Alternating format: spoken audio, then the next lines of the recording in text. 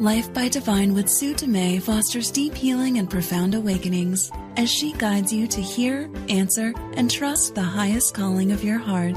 Your host and sacred guide is global impact visionary leader Sue Dumais, a best-selling author, international speaker, and gifted intuitive healer who challenges all of us to shift from life by default or even life by design to truly living life by divine.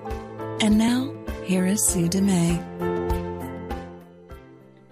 Welcome, everybody. It's an honor to touch your heart today and share a message that I'm very passionate about right now. And I've been studying the ego for more than a decade. And today I'm going to introduce you to the stages, basically the evolution of the ego. This is my new book that's coming out. It's launching virtually. It's launching virtually on January 31st. And it'll be on Amazon and available on all the online bookstores. But this particular book came flying through my fingers. So I'll tell you a little bit about the story, and I'm going to share, there's 10 stages of evolution. I'm going to share at least 2 or 3 of them with you so you can get a glimpse into the inner and outer workings of the ego. And my intention with this show, Life by Divine, is all about removing all the blocks to love, all the obstacles that prevent you from really truly living life by divine. And that includes unwinding the mind. It includes reprogramming our conditioned fear-based software that's been downloaded in our minds from the get-go, from the start. Sometimes even in utero. For a lot of people, the programming begins the moment conception begins. And the challenge is, in each moment, is to recognize and become aware of how this fear-based programming is influencing and impacting your life. The challenge is that the ego is a very clever, tricksy, ever-evolving, adaptable ship changer that is determined to keep you safe and protected. So there is purpose to the ego until one day there's not. The challenge is that the one day when there's no longer purpose to us believing or buying into or feeling connected to our ego, the more we realize that we no longer need the ego the way it's been operating for us, it evolves. It's determined to survive, and it requires our belief in it in order to survive. Today, I'm going to talk about the evolution of the ego and how I can't share it all, but I'm going to share as much as I can. And the next week, what I want to do is talk about the different ego disguises, the different ego personas. And so I'm going to give you kind of glimpses each week and sneak peek into the book so that you can have an understanding and start to actually look at how your ego is currently influencing and impacting your life. I've talked in previous episodes, I've shared the idea of 2 teachers in our mind. There's ego, which is this fear. The ego is a master teacher of fear. It knows the ins and outs of fear. It knows anything and everything you can ever imagine about fear. The ego does not know love. It only knows fear. The other teacher in our minds is spirit. And we talk about it in the mind. It's a choice we make to choose spirit as our teacher, and spirit is our teacher of love. And you don't have to use the word spirit. You can use a different word. I just happen to use the word spirit as my teacher. Now, in truth, the teacher of love isn't really in our mind. It's actually in our heart. It's that knowing in our heart that we can connect with and feel that bridge to our spirit, our soul, to God, to the universe, to our source. When I speak about it and all of the lessons that I teach and all of the tools that I bring in What I'm really doing is creating an understanding at the level of the mind, because we need to create an understanding at the level of the mind in order for the mind to let go of all the attachments and let go of all the fear and let go of all the clinging and clenching and holding on and beliefs and thoughts that you think are true. We need to create an understanding at the level of the mind, just enough of an understanding to open the mind to another perspective, to open the door. Just a crack is enough to actually get in there and start to unwind and unschool, unlearn, unprogram everything. So it's a process of kind of undoing everything that we learned and realigning with the truth of who we are. Now, a lot of people would teach the ego as, the enemy, and the ego is not the enemy. Again, the ego is something we created and something that has been purposeful and has allowed us to actually have this human experience, to embody our humanness and believe in our humanness and experience the humanness. It's been very purposeful. Now that many of us are transcending and awakening, the ego is threatened by that. It's very threatened by that. The more we align with the truth of who we are, the less we will believe that we are these separate bodies having these separate experiences and this being this separate ego self. So there's our ego self or our lower self, and then there's our soul or our higher self, our spirit. Many different ways you can look at it. Our belief that we're separate, our belief that we are these human bodies only, and our belief in separation is actually the most painful thing right now for us. When we remember our oneness, when we remember the truth of who we are, when we remember and realign with the clear intuitive channel, the spirit that we are, the love that we are, that is a beautiful awakening on one level.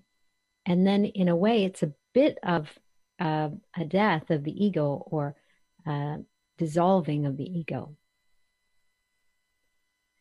So as we awaken, the ego goes through these stages of evolution. And after studying the ego for more than a decade, I started to really see these patterns or these cycles that my clients would go through, and myself and my clients would go through. And as I was recognizing the similarities and the commonalities, I started to name the stages of the ego evolution to help people create, again, that understanding at the level of the mind.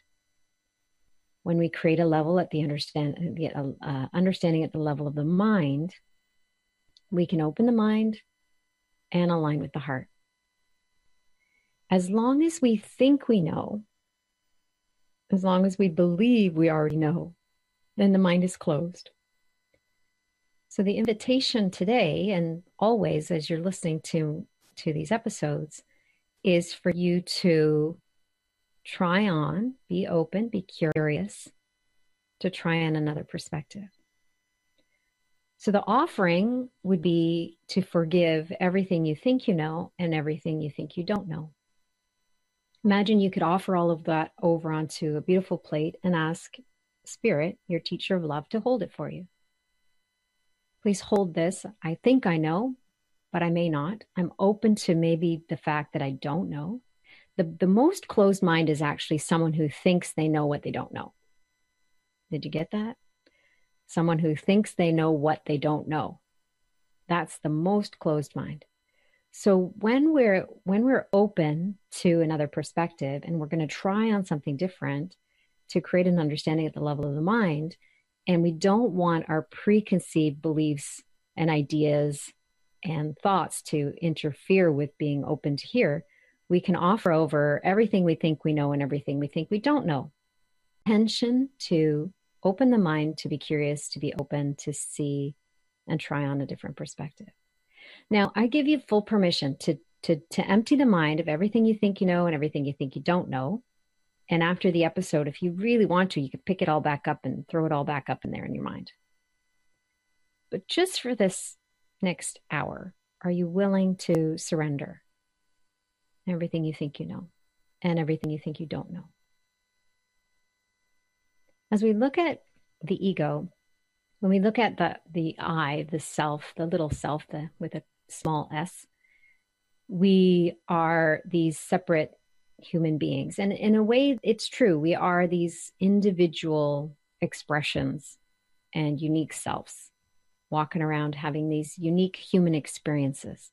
And that's essential. That's part of it's part of what we signed up for.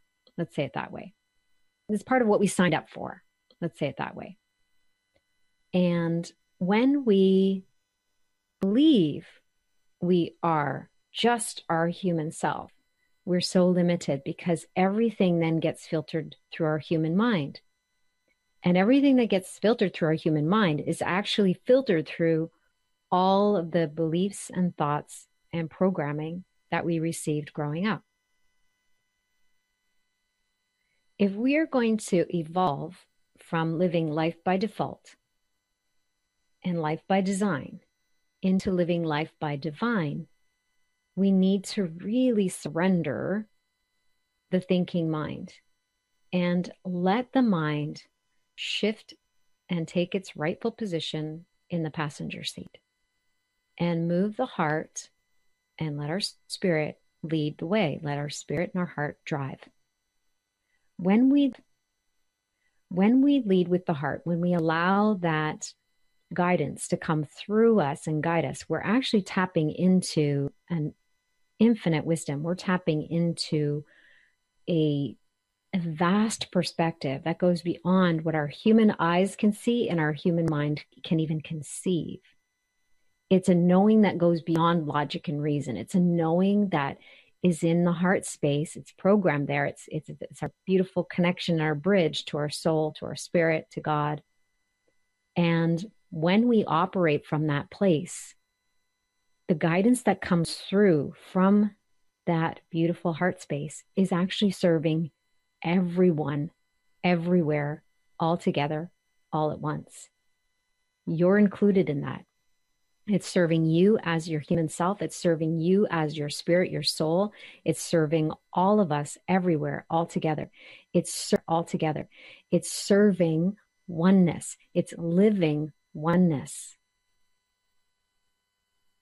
So how do we get from these separate selves to living oneness? How do we unwind believing that we're these ego selves and all of our attachments to those things being us being separate from each other, and then at the same time as embodying our divinity? How do we embrace our humanness and embody our divinity? That's really what life by divine is. So if we were all just going to awaken and become enlightened and remain enlightened, then chances are we're probably done our work here. Most of us have a gradual awakening, and we have these, that allows us to actually transcend our humanness, but then we need to come back and embody our humanness. We can't just go beyond it and that's it. We still have these human bodies for a reason. We still have these human earth suits for a reason. So there's purpose to the ego. The challenge is when the ego starts to really create that fear-based programming and magnifies it in a way that paralyzes us or keeps us stuck or keeps us confused or actually hijacks our lives completely, parts of our lives or all of our lives. That's when we actually feel like we can't quite move, we can't quite get out of where we are, or we keep cycling back around doing the same thing over and over again hoping we can't quite move, we can't quite get out of where we are, and or we keep cycling back around doing the same thing over and over again, hoping for different results. And even if we're trying different things, we're not quite getting to the root of it because we don't realize that the ego has evolved and it's actually infiltrating the spirituality piece, or infiltrating in a way that actually it's actually pretending to be love. The ego comes to a point where it actually disguises itself as love. So it's fear disguised as love, fear disguised as caring, fear disguised as spirituality. That's how clever and tricksy the ego is. So as I share the stages, I'll share a few of them and kind of go deep into them because I want to help you identify some of the more common ones. And then you can start to practice that this week and see how is the ego showing up for me? How is that true for me? And is my ego in that stage of evolution for me? And then next week I can share the ego personas, the actual personality disguises that it takes on. And that's going to be a real eye-opener for you. So I wanted to introduce you slowly into this first, and then look at how the ego disguises itself. And then we can actually really break it down and start to look more closely at how the ego is influencing you, and then give you some tools to help you unwind. Awareness is the first key. So as you're creating awareness, be open, be curious, be aware, don't be attached, don't judge. Judgment is just going to add, the ego loves judgment. The ego, it's a favorite thing that the ego does. So you can accept, oh, here's my ego coming in, and this is the coming in, and this is the angle it's taking, and it's okay. Just it's okay. It's okay. But the beautiful thing is that you have awareness. So then the shift can happen, the change can happen when we have awareness. Awareness is the first key to change. Acceptance is the second one. You need to accept, you need to make peace with. It's okay. The ego is just desperate to survive, and it's desperate to keep you safe. It's desperate to keep you playing small. So let's look at some of the stages. The everyday ego, that's the first stage that pretty much everybody has been in or is in. So when we look at life by default, remember 80 to 85% of the population is living life by default. They're asleep at the wheel. They don't realize that they're more than just a human being. They're actually a spiritual being having a human experience. They don't realize that. They don't see that there's something bigger than what they think life is all about. There's something bigger playing out.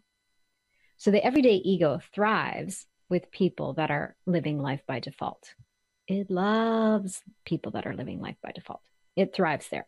And it has no issues using fear-based programming. It has no issues creating reactions and making people think that life is happening to them. They feel like a victim of circumstances.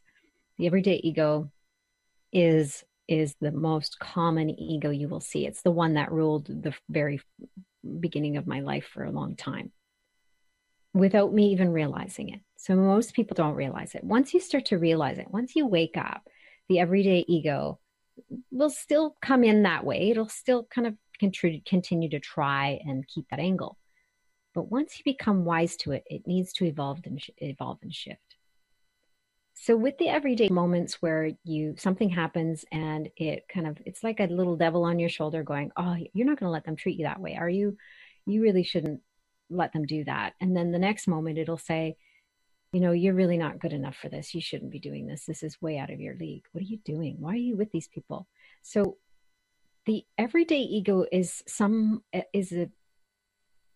like having a little voice on your shoulder or in your ears that will encourage you and discourage you all at the same time. That will cheer you on and push you down at the same time.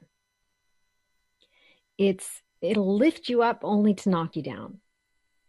So the everyday ego is one that will drive you and motivate you and make you strive to reach for something. And then once you actually get there, will say, well, that wasn't really good enough. You could do better next time. There's never real honoring.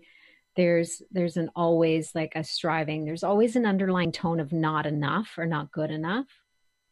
And it really is trying to keep you playing small, because as long as you're playing small, you're safe. You're not taking big risks. At the same time, if you're really driven and motivated, the ego will kind of come along, the everyday ego will come along and go, yeah, you can do it. Let's make this happen. And it'll cheer you on. And then when you get there, when you actually achieve the goal, or you reach the final, the finish line, it'll be like, okay, on to the next. So there's no moment of celebration. There's no honoring. There's no like, you did a good job. Or once you reach the bar it's set, it will actually raise the bar. And then you're reaching and reaching and reaching and never achieving. So there's a real chase that comes in with the everyday ego. You're chasing something, or you're feeling like something's missing, or you're always feeling inadequate, not good enough. And it really thrives in that kind of low self-esteem, low self-worth environment. Although the everyday ego doesn't have to be so victim mentality stuck in life is happening to me, it can actually use that power and manipulate the power to manipulate people. So the everyday ego is also possible to get angry. The everyday ego can be a peacock with its tail feathers all fluffed out and making itself look big and powerful and manipulating people. The everyday ego can also be very loud and proud and make other people feel bad. So the everyday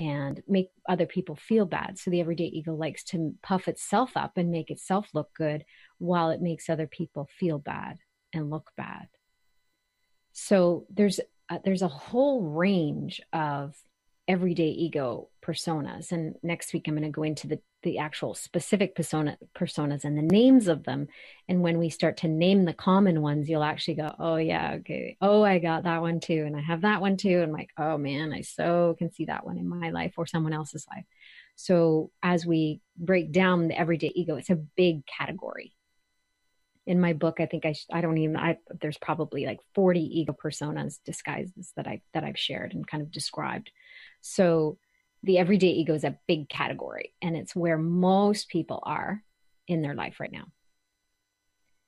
When I first woke up, my first awakening. So when I was living life by default, I lived life by default. Awakening. So when I was living life by default, I lived life by default for the first part of my life, a big chunk of my life. And even with my gift as an intuitive healer, I didn't understand it. And it was very painful to be in any environment because I would feel people's emotional pain. I would feel their physical pain in my body as if it was mine. So I did everything I could to numb it out, to deny it, to get rid of it, to try and forget about it. And nothing worked. Nothing worked because eventually everything came back around. So my everyday ego was very supportive for me in the addictions, the alcohol, the anorexia, the bulimia, all of that. My everyday ego was my constant companion and a nasty, nasty voice in my mind. The everyday ego for me was my biggest critic. And I've shared a few things that my everyday ego would say to me, but I even candy coated those. The meanest possible thing you can imagine, times it by 10, that was my everyday ego. That was the voice in my head, convincing me that I might as well be dead, that I'm worthless and my life is worth nothing and I'm just a waste of space. The everyday ego for me was torture growing up. And when I started to wake up, the book that actually woke me up, like opened the door crack, was the Celestine Prophecy. And I remember reading it and kind of going, oh, wait a minute. There's more to life than what I'm seeing. It was like someone just opened a crack in my mind. And from there, it's like that was the first kind of it wasn't even a self-help book or personal development book, but that was the first book that drove me to like seek other books. It woke up my inner seeker of truth with a capital T. And that's where it all shifted for me. That's where my journey began in my awakening. Before that, I was so asleep at the wheel, like completely asleep at the wheel and living life by default. As I started to shift living life by design, realizing that actually I'm a little bit more of a control. I have a bit more control over how my reality plays out, and my thoughts and my beliefs are actually leading to more of the outcome. So it's more a cause and effect. Then I started to really get wiser to the everyday ego. I started to really listen to those thoughts and change those thoughts. And I started to reprogram my mind and challenge the thoughts that entered my mind. I remember someone said to me once, you don't have to believe every thought that comes into your head. And I was like, oh, thank God. Oh my God. It was like someone just gave me full permission in a way that I've never felt before to not believe everything that came into my head.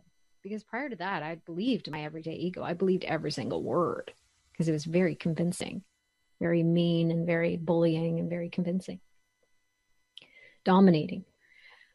As I started to unwind from that, that's exactly when the everyday ego began to shift and evolve. So if someone stays in life, living life by default, the everyday ego will actually stay living and being that way because it has no need to evolve. It has no need to shift.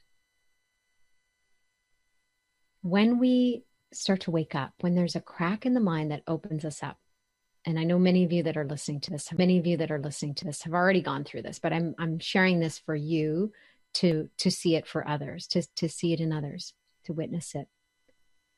When we start to wake up, the ego must evolve because we become wise to its tricks, or we start to, even if it's conscious or subconscious, we start to change the way we see life. We start to change the lens that we're looking through, and the tricks and the antics and the things that the ego used before, all the fear-based stuff, isn't working anymore. So it needs to evolve. I'm gonna take a short break, and then I'm gonna share a couple more of the stages and tell you a little bit more about how you can continue to be aware of your own ego evolution. And I'm excited to share my new book. The book is called The Evolution of the Ego: a journey to unwind your ego, embrace your humanness, and embody your divinity. And it will be launching on January 31st, officially launching on Amazon January 31st. I'm going to have a virtual book launch. So I'm going to invite you to join me on my website, heartledliving.com, and look for the book. Or you can join me on Facebook at our Heart Yes Movement page, our group. And we will be celebrating the virtual launch, and I'll be sharing some videos and different things that day. And then if you're in the lower mainland of Vancouver, then I will be doing a book signing before I head back to Turks and Caicos. And the book signing will be on February 2nd. Yeah, Saturday the 2nd at Whitby's bookstore in White Rock on the beach. Basically, it's right off the beach on the strip. And I look forward to seeing some of you in person if you feel inspired to come that day. It's between 2 and 4 p.m. So I'm going to share some more after the break. We're going to take a short break, and I'm excited to be here with you sharing these stages of the evolution of your ego. We'll talk soon.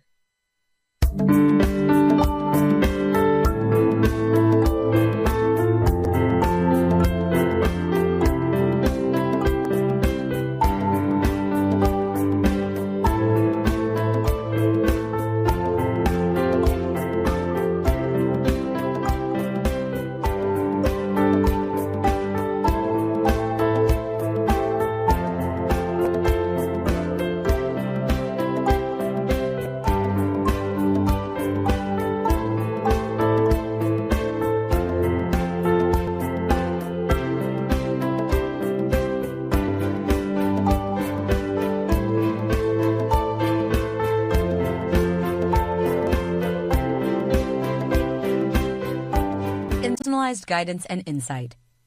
Receive a one-on-one live private intuitive healing experience with Sue as she follows her guidance and delivers exactly what you need in the moment, leaving a lasting imprint.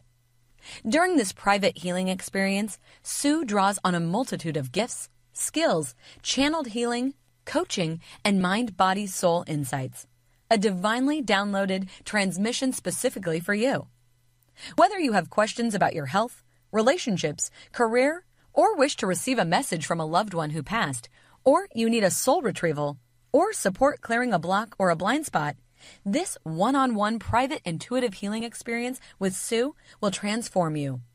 To learn more and to book a divine appointment with Sue, visit heartledliving.com/intuitive healing.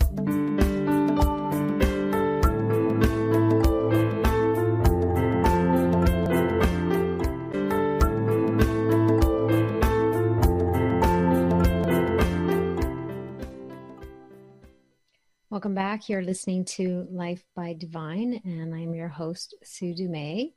Today we've been exploring the stages of the ego evolution, the evolution of the ego. And I was talking about the everyday ego just before we took a break. I'm going to dive into a couple more other ones that I really want you to understand. And there's some that I actually need to almost do like a whole show on. I could actually do like a whole year on one or two of them for sure. But I want to share as many as I can with you today. And they're all actually described and outlined in my new book, The Evolution of the Ego, which is launching January 31st. I'm really excited. This book it was interesting how this book came through because I wasn't planning to write a book. I had just written Stand Up, Stand Out, Stand Strong, and that one launched. It was interesting how this book came through because I wasn't planning to write a book. I had just written Stand Up, Stand Out, Stand Strong, and that one launched last January, February. And I always knew there's more books in me. I know that. I definitely feel like I'm just a writer. That's just my nature. When I came back from Machu Picchu, I led a spiritual pilgrimage in Machu Picchu in November. And then I went right from Machu Picchu to Turks and Caicos.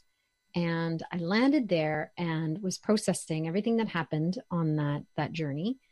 And within 24 hours, I literally was pushed out of bed, of course, 4 or so in the morning. And that's generally when I do my writing. And my fingers went onto the keyboard of my laptop and just started typing. And out came the full outline for this book. The title came right away. All my other books, the title is actually pages of my laptop. I was surprised. I'm like, oh, apparently I'm writing a book. And it was beautiful because I actually had 2 or 3 weeks in Turks and Caicos on my own without my family before my husband came down.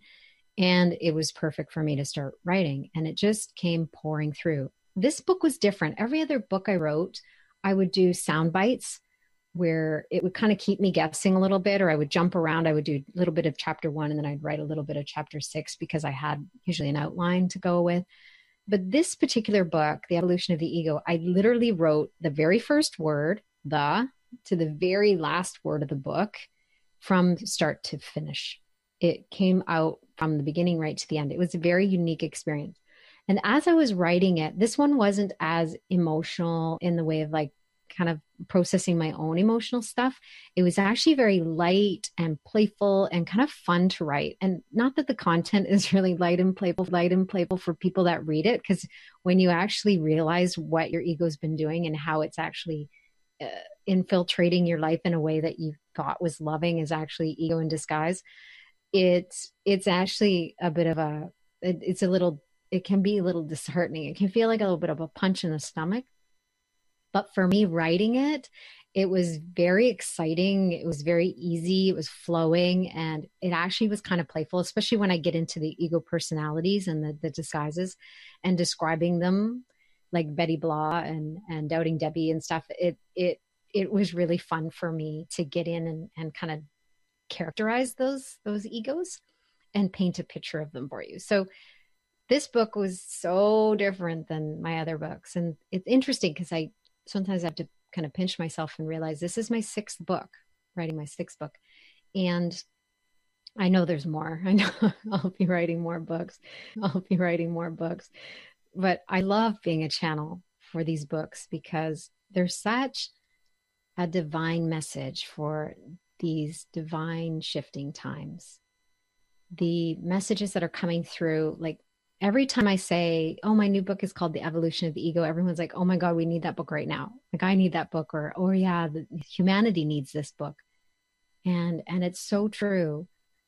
My intention with this show, Life by Divine, is to help you remove all the blocks that are keeping you from embracing your humanness and embodying your divinity, allowing that divine nature, that divine force to work through you as you, and that's living oneness.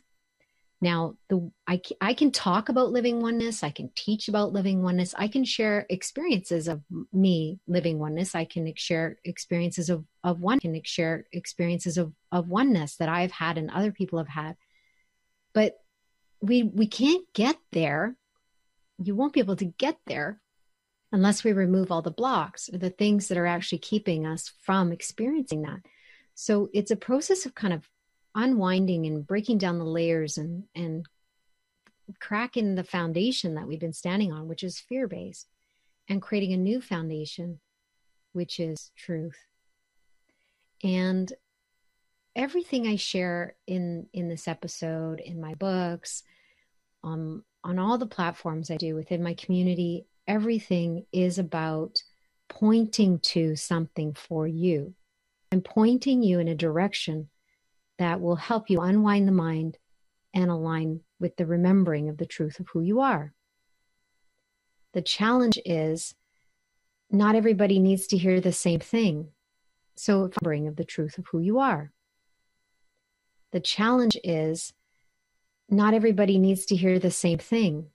So if I was just talking about living oneness and living life by divine all the time and talking spiritual language and holding that in all the content that I'm sharing, most people that are living life by default or life by design wouldn't necessarily listen and hear what I'm saying.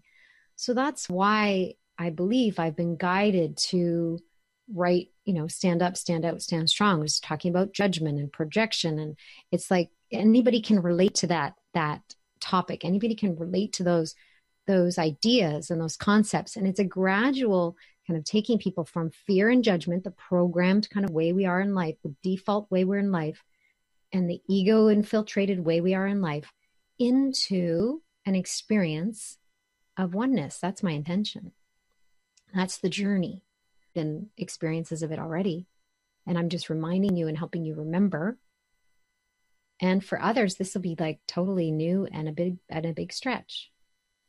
But I want to be there to service as many people as possible. I'm not here to I'm not saying my message is going to resonate with everybody, but those that it resonates with and those that it lands with are the ones that are meant to hear it right now. And those are the ones I'm speaking to. And those are the ones that I'm feeling a yes to move toward and to support and to hold their hand and say, okay, come this way. I've built this bridge.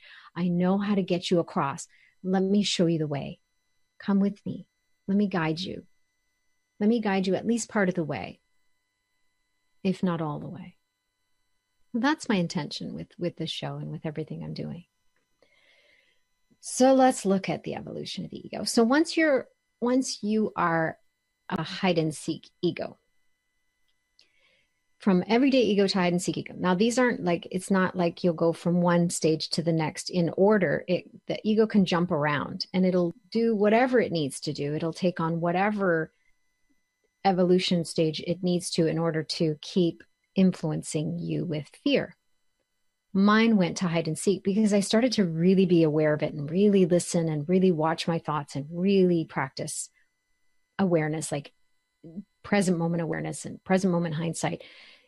And it just had no place to hide. So it started to hide. It found a place to hide. So that's why I call the hide and seek ego. I remember being in my yoga studio. I had a mind body studio in Vancouver for 7 years, and I was teaching yoga for fertility classes and doing pre and postnatal support for women as they moved into motherhood.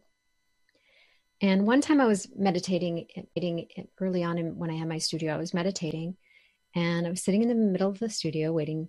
And I had some time before my classes started.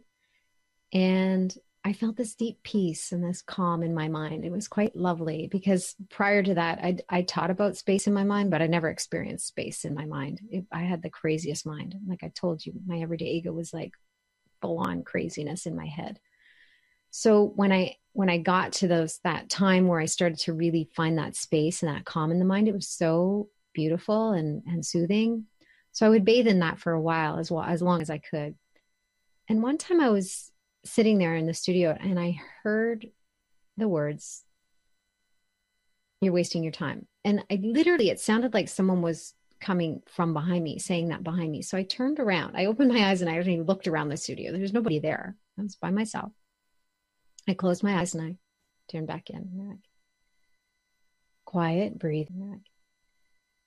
Quiet breathing. And all of a sudden I hear, "You really should be doing something." And I'm like, I swear there's a voice coming from behind me. There was nobody there. So I turned my awareness inward and I set an intention to reveal, to heal, for spirit, my inner spirit, to show me where was this voice coming from and what do I need to see? And I got this picture of this beautiful big field and this beautiful tree in the middle of the field, and the sun was shining and the clouds were parted. The sky was blue. It was just beautiful, big puffy clouds in the sky.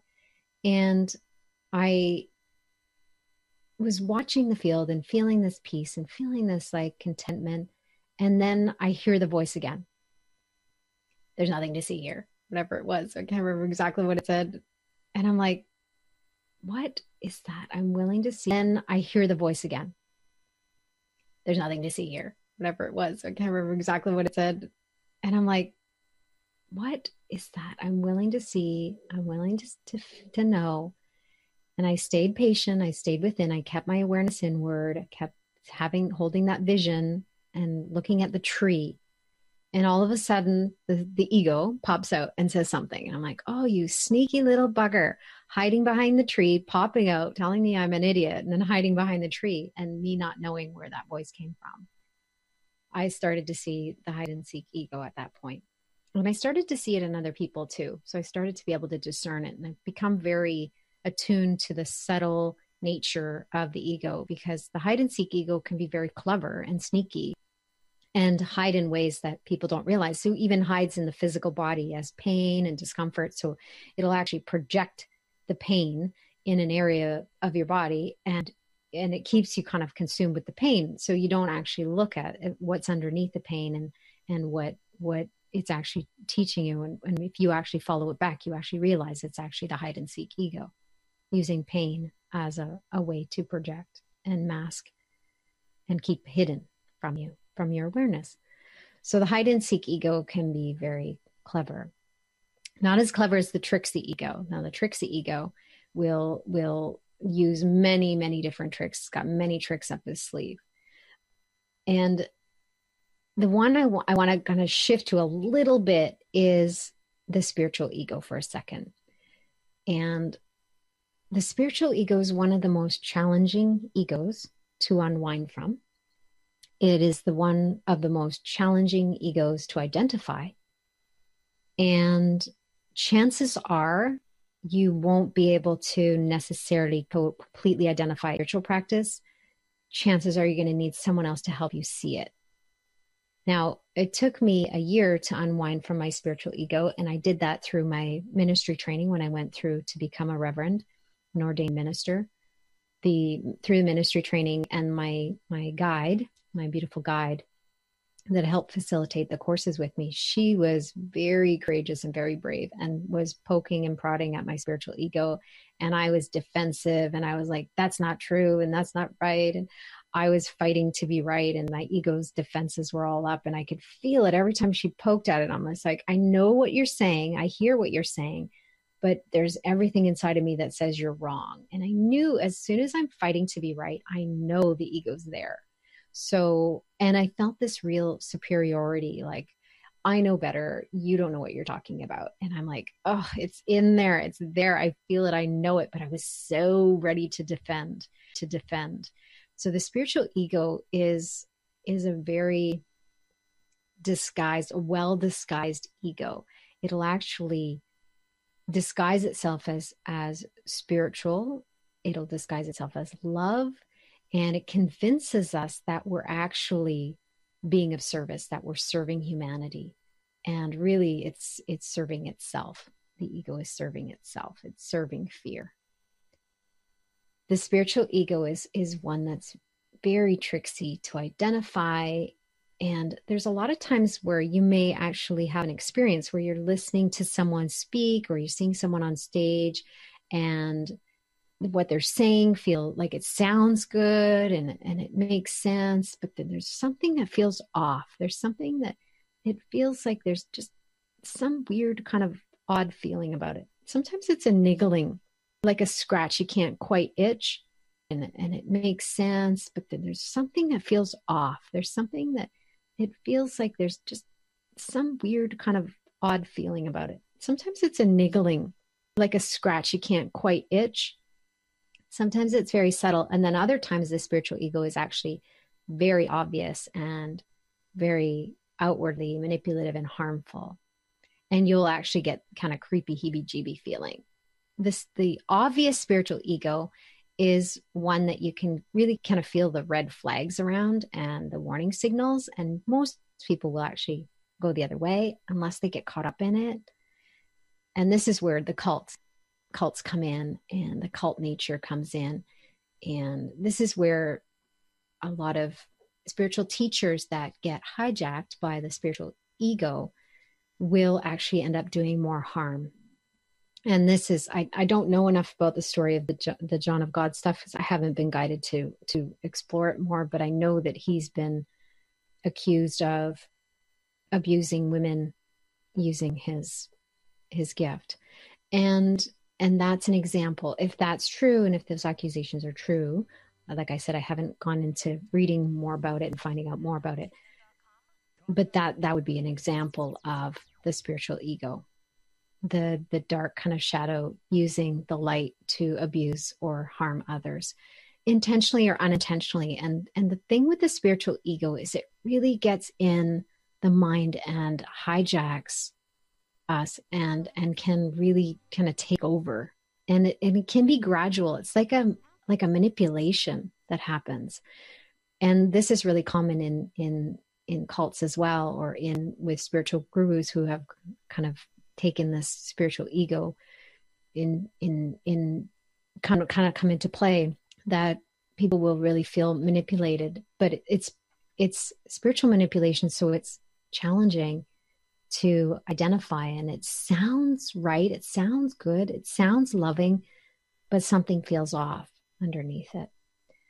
I've become very highly attuned to the subtle nature and energy of fear and the subtle energy and nature of the ego. So I can actually, someone's talking, I'm like, something feels off, I can feel it. And it can be sometimes just a little niggling. And as we explore it, then we can kind of follow it back and identify how the ego is hijacking or disguising itself as love in what they're doing or saying. So that's part of my gift. And at the same time, as much as I can do it for others, I need someone to point it out for me, because that's how clever the spiritual ego is. So I do my best to keep it in check myself, and anytime you're somewhere. So there are little key points that I share in the book that can kind of become these little flags for you to watch for and to identify, so that you can actually stay on it for yourself. But this process of evolution is really, really common. And we come to the point where ultimately our intention is to actually allow the ego to dissolve, where we can embrace our humanness, embody our divinity, but not be led by fear. So we still have a personality. It's just our personality is not driven by fear. It's actually driven by love and that life by divine, that beautiful force that works through us. So the ego becomes dissolved. Now, even in the dissolved ego stage, it will still wait in the wind, hide, and wait for an opportunity, wait for a point of weakness. It'll take any opportunity it can to come back in and infiltrate your life again with fear. So even in the dissolved ego phase of the evolution, there is always a potential for it to come back in. So we are always aware and keeping ourselves in check and making sure that we are in alignment with love and that it's true alignment, that it's authentic. So that gives you a little bit of an introduction to the evolution of the ego. It gives you a little idea of how the ego loves to use its nature, the shift changer that it is, the adapter, the clever, tricksy, sneaky, even stealth-like sometimes nature of the ego.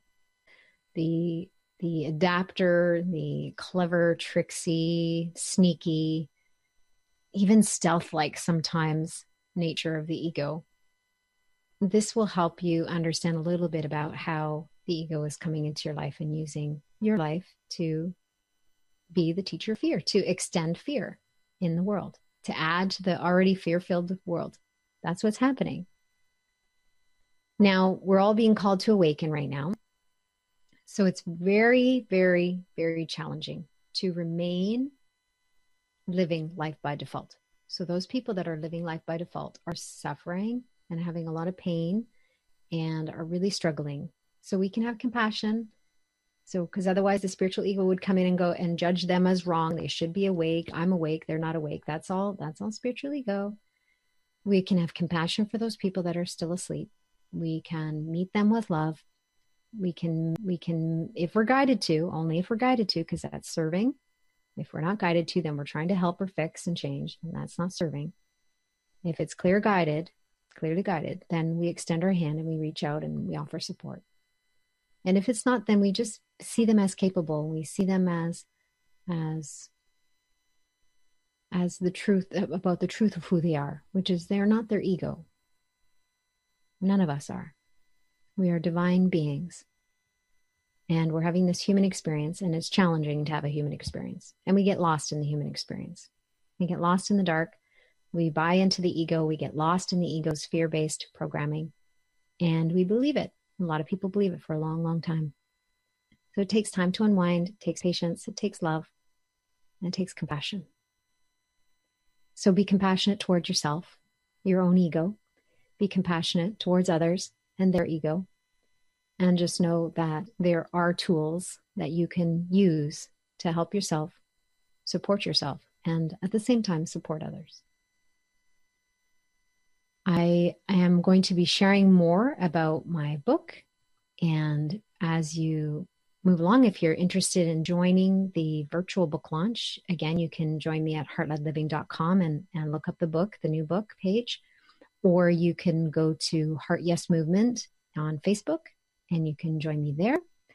And once you get to that point, we can join together, and I'll be sharing the virtual launch with you through Amazon on January 31st and sharing some more messages on that day with all of you as we launch this beautiful book, this beautiful gift for humanity. And my intention is to help everybody unwind their ego, embrace their humanness, and embody their divinity, one heart at a time. Thank you so much for tuning in. I love you. I appreciate you. I see you. I see the truth of who you are. And I love you. And I'm excited to be here with you and sharing my life with you, sharing this message that comes through. And I hope that it actually sparks something in you that allows you to remember the truth of who you are. Until next time, namaste.